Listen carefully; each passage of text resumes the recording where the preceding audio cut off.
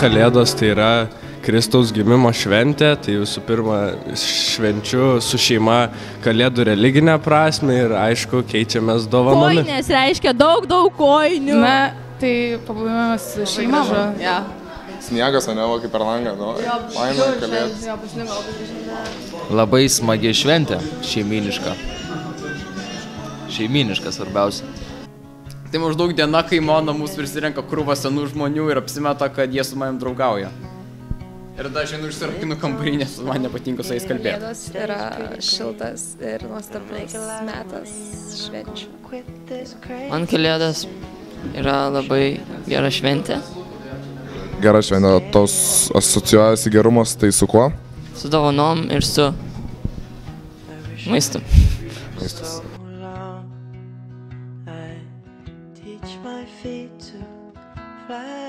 Prašiau, nežinau, kad visi šypsotųsi daugiau.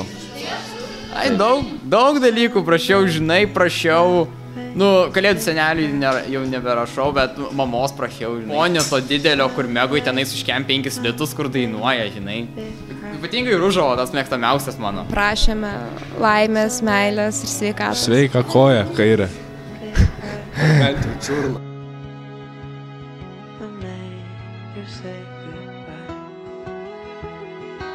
Taip, aš pradėjau čia visą tą reikalą. Jo, paskui mano kitas klasiokas, Ignas. Taip. O, visi krepšinio aikštelį. Geras. O Belnado buvai? Jo, buvau, bet ten viskas gerai buvo. Tik bratkis barzda, biški prasikirt. Ten kažkoks čiuvelis girdėjau antakį, biški, su keliom siūlėm, 13 ar kiek. Jo. Nu, gražu.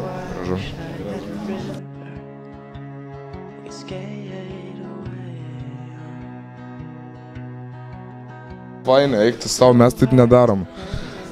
Geras. Pafilmuok, man tai čia patinka baisiai. O nebus naudinga ar kažkas tokio? Tikimės, kad ne. Ai, pažiūrėsim.